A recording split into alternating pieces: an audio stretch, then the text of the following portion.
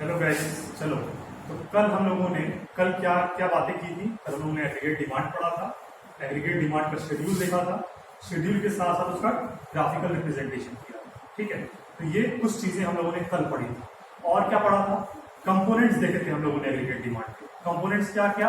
पहला कंपोनेंट हमारा consumption expenditure था, दूसरा हमारा इन्वेस्टमेंट एक्सपेंडिचर था, फिर मेरा गवर्नमेंट एक्सपेंडिचर था, 3 सेक्टर। यहां तक हमारी इकोनॉमी क्लोज थी। इसके बाद ओपन इकोनॉमी आती है, 4 सेक्टर इकोनॉमी आती है। उसमें हम लोग export minus import, net export देखते हैं। तो उतनी चीजें कल हम लोगों ने पढ़ी थी। और लास्ट में मैंने बोला था कि आज मैं स्टार्ट करूंगा कंजम्पशन फंक्शन। ठीक है, तो कंजम्पशन फंक्शन स्टार्ट करते हैं। ठीक है, पहले तो हमें ये जानना चाहिए कंजम्पशन फंक्शन होता क्या है, डेफिनेशन क्या है इसकी। तो consumption function the functional relationship between consumption and income is known as consumption function. क्या बोला मैंने? The functional relationship between consumption and income is known as consumption function. मतलब कि वही जो मैंने कल बात की थी, इनकम और कंजम्पशन के बीच में जो फंक्शनल रिलेशनशिप होती है। फंक्शनल रिलेशनशिप का मतलब क्या होता है? तो देखिए, एक हो गया कंजम्पशन, ठीक है, कंजम्पशन, ये फंक्शनल रिलेशनशिप ऑफ इनकम। यानी कि एक को इंक्रीज या डिक्रीज करने पर इस पर कोई फर्क पड़े, वही हम फंक्शनल रिलेशनशिप कहते हैं।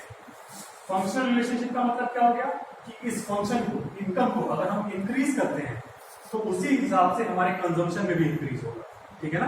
पहले हमारी सैलरी 10,000 रुपए थी, तो हम कुछ कमोडिटी खरीदते थे, कुछ गुड्स वही खरीदते जो इसेंशियल होते थे हमारे लिए। अब हमारी इनकम 1 लाख हो गई, 10,000 से हम 1 लाख पे आ गए, तो हम और भी चीजों की डिमांड करना शुरू कर दिए, और भी कंज्यूम करना, और भी कंजम्पशन करना स्टार्ट कर दिए। तो इस तरीके से हम लोग फंक्शनल रिलेशनशिप कंजम्पशन और इनकम का समझते हैं, जिसको हम लोग क्या कहते हैं, जिसको हम लोग कंजम्पशन फंक्शन कहते हैं। ठीक है, अब इसमें कुछ इकोनॉमिस्ट कुछ चीजों को देखते हैं, इसको पढ़ते समय वो कुछ चीजों को देखते हैं, उनको कुछ पॉइंट्स में लिखे हुए हैं। जैसे पहला point, there is always some minimum level of consumption. मैंने बताया था कल कि आपकी इनकम 0 हो सकती है, इनकम 0 हो सकती है, लेकिन कंजम्पशन 0 नहीं हो सकता है। तो यही बात लिखिए कि there is always some minimum level of consumption even when y is equal to 0। जब आपकी y इज इक्वल टू 0 है, यानी इनकम इज इक्वल टू 0 है, तब भी आपकी कुछ ना कुछ कंजम्पशन होगी। वही मिनिमम लेवल ऑफ कंजम्पशन की बात इसमें पहले पॉइंट पे किया जा रहा है। और जब y इज इक्वल टू 0 पे, y इज इक्वल टू 0 पे जो कंजम्पशन की वैल्यू होती है, उसी को हम लोग क्या कहते हैं? This is called autonomous consumption. उसी को हम लोग क्या कहते हैं? Autonomous consumption. जैसे कि एग्जांपल के तौर पे अगर हम देखें, मेरी y की वैल्यू, इनकम 0 है, लेकिन हम कुछ ना कुछ कंजम्पशन जरूर कर रहे हैं, तो 20 यूनिट ऑफ कंजम्पशन पे जो मेरी y इज इक्वल टू 0 है, यही हमको ऑटोनॉमस कंजम्पशन दिखा रहा है। ठीक है, यहां तक किसी को कोई दिक्कत नहीं होनी चाहिए। ठीक, अब सेकंड पॉइंट क्या कह रहा है? सेकंड पॉइंट जो इकोनॉमिस्ट ने देखा, जो उनको पढ़ने के बाद फील हुआ, वो क्या था कि consumption is positively related to income. Consumption is positively related to income. कल मैंने इसकी बात की थी। इसका मतलब y directly proportional to c, income directly proportional to consumption. ठीक है, इसका मतलब भी कल मैंने बताया था कि इनकम को बढ़ाने पर कंजम्पशन बढ़ेगा, इनकम को घटाने पर कंजम्पशन क्या हो जाएगा? डिक्रीज हो जाएगा। ठीक है ना? तो ये कुछ 2 पॉइंट थे हमारे। कंजम्पशन को हम लोग C से डिनोट करेंगे और इनकम को हम लोग Y से डिनोट करेंगे। यहां तक ठीक है। अब आगे हम लोग Y और C का ही यूज करेंगे, बार बार कंजम्पशन नहीं लिखेंगे, इसलिए इसको एक बार अच्छे से आप लोग दिमाग में रख लीजिए। फिर थर्ड पॉइंट क्या है? The entire increase in Y, the entire increase in y during a particular period is not converted into C, यानी consumption. A part of it is saved as well. मतलब क्या होगा? हम जितनी भी 10,000 अगर मेरी इनकम है, 10,000 में इनकम कमा रहा हूं, तो इसका क्या मतलब है कि मैं 10,000 पूरा कंजम्पशन करूंगा? नहीं, कुछ जैसे मेरी इनकम इंक्रीज होती जाती है, हम अपनी सेविंग के लिए भी कुछ बचाते जाते हैं। ये बात समझ में आ रही है? तो कंजम्पशन के साथ साथ हम सेविंग भी करना स्टार्ट कर रहे हैं, यानी कि पूरे इनकम का जो पार्ट है, तो इंटायर इंक्रीज इन इनकम, वो सारा इंक्रीज इनकम का जो पार्ट है, वो सब कंजम्पशन में कन्वर्ट नहीं हो जाएगा, कुछ ऐसा पार्ट भी होगा जिसको हम सेव कर रहे होंगे, यानी कि अपने पॉकेट में या फिर बैंकों में कहीं ना कहीं, अपने अलमीरा में कहीं ना कहीं हम उसको क्या कर रहे होंगे, सेव कर रहे होंगे। ठीक है, तो ये कुछ 3 पॉइंट्स थे जो हमारे इकोनॉमिस्ट ने इसको देखा। ठीक है, और अब हम और क्या चीज समझना चाहते हैं। देखिए, अगर मैं एक और टेबुलर रिप्रेजेंटेशन के रूप में कुछ चीजों को लेकर चला, तो मेरी जब इनकम और कंजम्पशन का मैंने एक टेबल बनाया, ठीक है, जब मेरी इनकम 0 थी, मैं कुछ ना कुछ कंज्यूम कर रहा था, ठीक है, बहुत बार हुई ये बात। फिर मेरी इनकम इंक्रीज होकर 50 हुई और मैंने कुछ ना कुछ कंजम्पशन क्या किया, अपना पिछले कंजम्पशन से इंक्रीज कर दिया। फिर मेरी इनकम इंक्रीज हुई, मैंने अपने कंजम्पशन को और इंक्रीज किया। फिर मेरी इनकम इंक्रीज की, मैंने अपने कंजम्पशन को और इंक्रीज किया। हम यहां पर कुछ एक चीज देख पा रहे हैं क्या, कि हमारी इनकम जो है वो 50 बढ़ी, यहां भी 50 बढ़ी, यहां भी 50 बढ़ी, लेकिन हमारी कंजम्पशन 50 नहीं बढ़ रही है, वो 40 40 40 बढ़ रही है। हाँ, अब वो जो 10 का डिफरेंस है वो कहां जा रहा है? अभी मैंने इसीलिए बोला कि जो एंटायर इंक्रीज इन वाई है, इनकम है, during a particular period is not converted into C. का मतलब क्या हो गया कि जो सारा इंक्रीज इनकम में हो रहा है वो सब कन्वर्ट नहीं हो जा रहा है कंजम्पशन में, कुछ हम क्या करना शुरू कर रहे हैं, a part of it is saved as well. तो यानी कि जो 10-10 रुपए या फिर जिस चीज में हम लोग देखें, उसको हम लोग क्या करना शुरू कर दिए, उसको हम लोग सेव करना स्टार्ट कर दिए। ठीक है, यहां तक बात समझ में आ रही है? तो यहां तक हम लोगों ने क्या किया, सेविंग भी स्टार्ट कर दी है। यानी कि जो हम लोगों ने कल एक फॉर्मूला पढ़ा था कि y is equal to C plus S, इसका मतलब क्या है कि इस y, ये y कंजम्पशन पे भी डिपेंडेंट है और सेविंग पर भी डिपेंडेंट। कल मैंने डायरेक्टली प्रोपोर्शनल की बात बताई थी कंजम्पशन के साथ, आज थोड़ा सा कंजम्पशन के साथ सेविंग की तरफ भी हम लोग चलते हैं। ठीक है, कंजम्पशन इंक्रीज कर रही है कब, जब हमारी इनकम इंक्रीज हुई। जब हमारी इनकम इंक्रीज हुई, हमने अपना कंजम्पशन बढ़ा दिया। ठीक है, और साथ ही साथ जैसे हमारी इनकम इंक्रीज की, हमने अपना कंजम्पशन तो बढ़ाया ही, लेकिन इसका पूरा पार्ट कंजम्पशन को नहीं दिया, कुछ पार्ट हमने क्या किया, सेविंग को भी दिया। हमारी सेविंग भी पहले से क्या हो गई, इंक्रीज हो गई। इसीलिए हम देखते हैं कि अब ये इनकम तो एक अकेला ही बढ़ रहा है एक साइड, और यहां पे हमको 2 अलग अलग पार्ट में इनको इंक्रीज करना है, तो इसके बराबर होगा। इसका मतलब कि इसमें हमेशा इनकम में हमेशा ज्यादा इंक्रीज होगा with respect to consumption and saving. ये ठीक है, तो कंजम्पशन में जो भी इंक्रीज होगा वो हमेशा इनकम के इंक्रीमेंट से कम होगा। यहां तक बात क्लियर हो रही है? ठीक है ना? ठीक है, अब ठीक है ना, बात समझ में आ गई? ठीक है, तो हम लोगों ने टेबल इसका देखा। अब हम लोग एक नए ग्राफ की तरफ बढ़ रहे हैं जो कंजम्पशन और इनकम के बीच का रिलेशनशिप दिखाएगा। ठीक है ना, क्योंकि हम लोग कंजम्पशन फंक्शन पढ़ रहे हैं और अभी हम लोगों ने पढ़ा है कि इट शोज या it refers to the functional relationship between consumption and income. तो हम लोग उसको देखने की कोशिश करते हैं।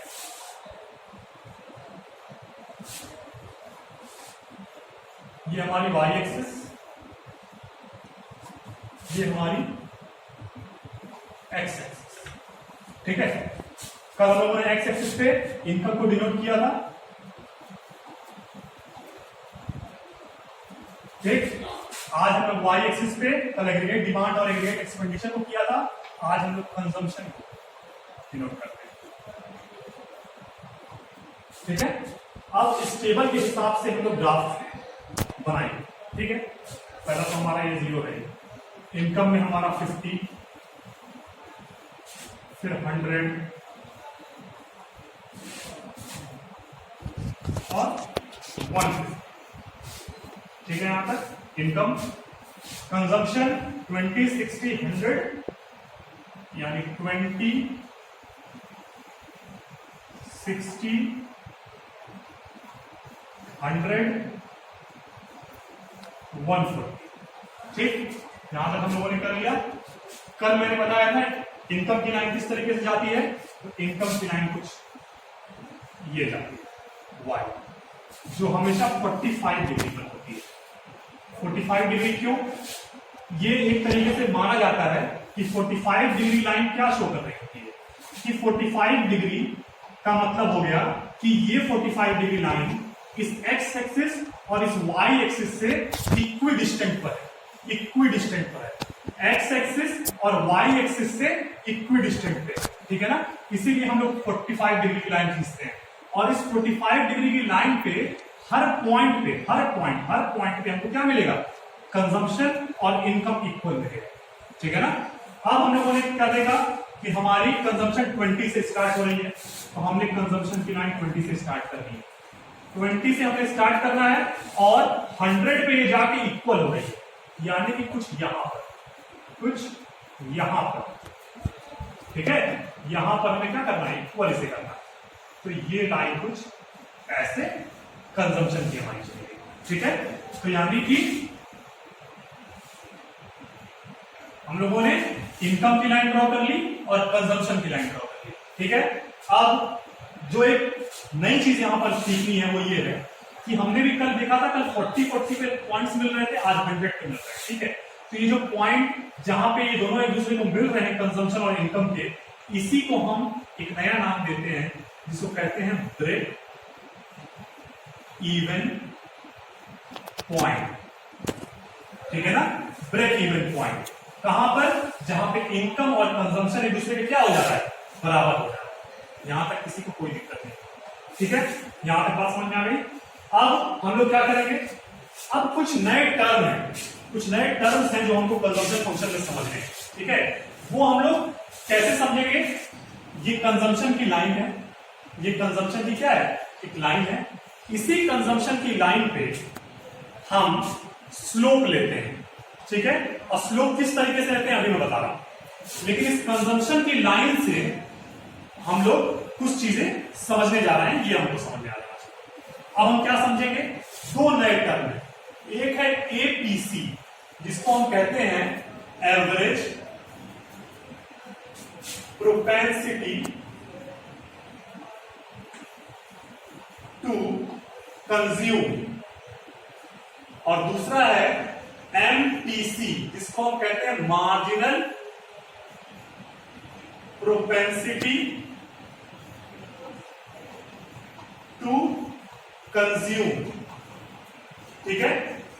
अब एपीसी और एमपीसी को हमें समझना है।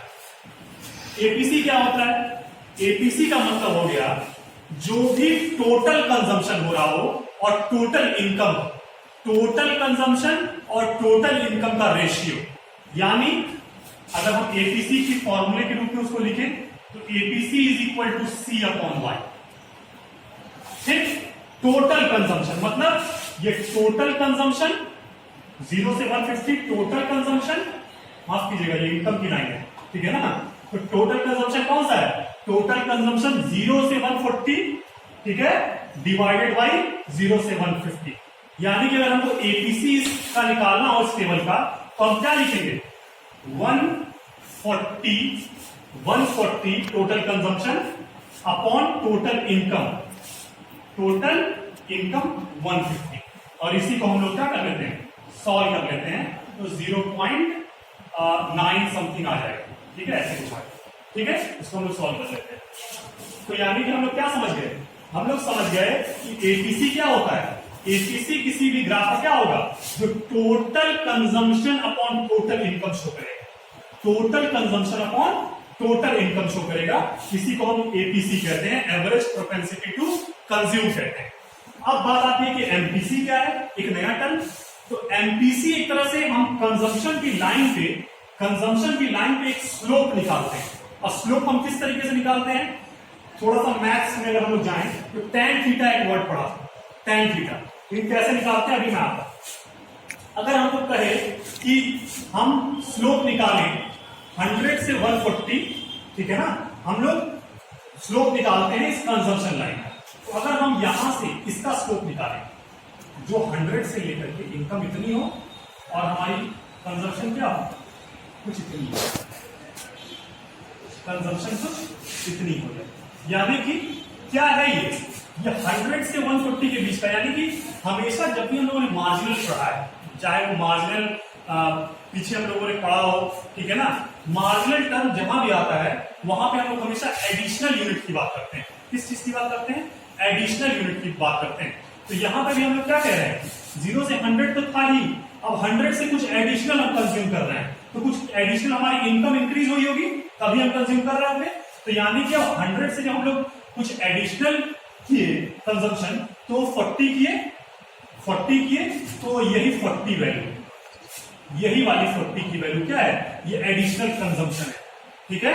और उसके लिए हमको कितना एडिशनल इनकम लगाना पड़ा, 100 से 150, देखिए 100 से 150, तो ये 50 हमारी क्या है, एडिशनल इनकम है। यानी कि हमारी इनकम जब 100 से 150 हुई तो हम लोगों ने अपने कंजम्पशन को 100 से 140 कर दिया, ठीक है। यानी कि 50 इनकम के इंक्रीज करने पर हम लोगों ने अपने कंजम्पशन की वैल्यू 40 क्या कर दी, इंक्रीज कर दी। यानी इसी को हम लोग क्या शो कर सकते हैं, इस पार्ट को y हम कह रहे हैं, तो यहां पर एडिशनल यानी डेल्टा y डिनोट कर सकते हैं, और इसको हम लोग डेल्टा c कह सकते हैं, ठीक है।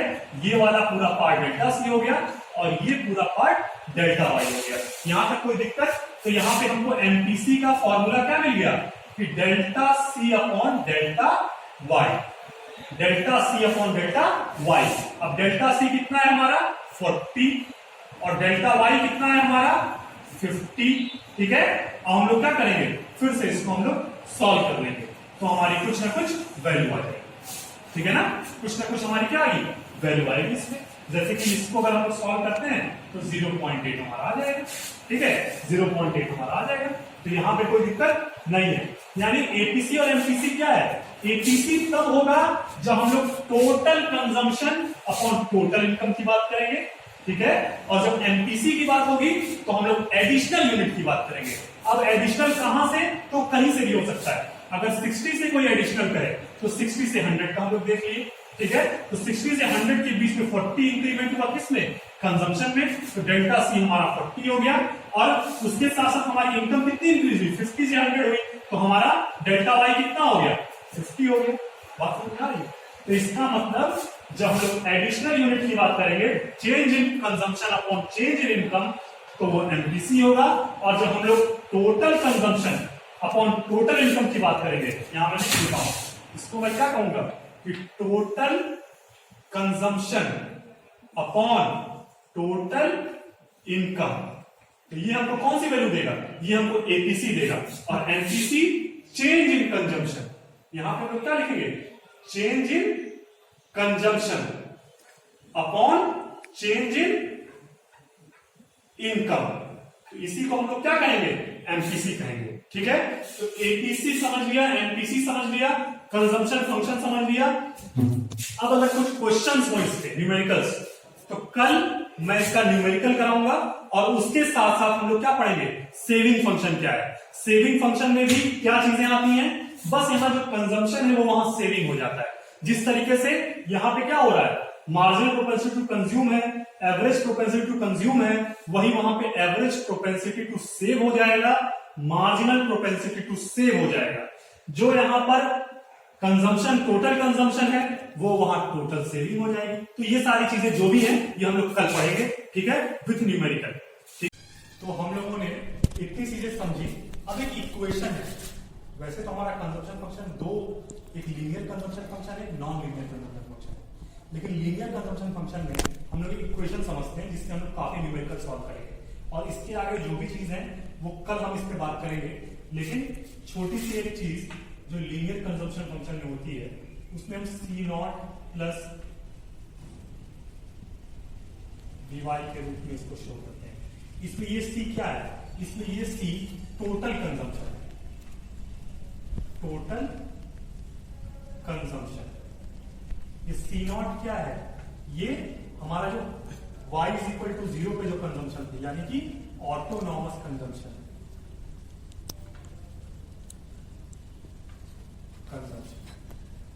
ठीक है। ये b क्या है, ये b, ये स्मॉल b हमारी एमपीसी है। एमपीसी को हम इससे डिनोट करते हैं। कल इसकी और क्लैरिटी आएगी, कैसे b, क्यों, कैसे, सब बात होगी कल।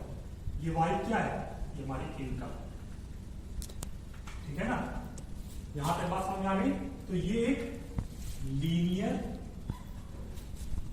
कंजम्पशन फंक्शन का एक इक्वेशन है, ठीक है ना। यहां पे बात समझ में आ गई। अब बाकी जो चीजें बची हैं उसके बारे में हम लोग कल बात करेंगे, सेविंग फंक्शन कल बात करेंगे, बाकी सारी चीजों की डिस्कशन हम लोग कल करेंगे। आज के लिए थैंक यू।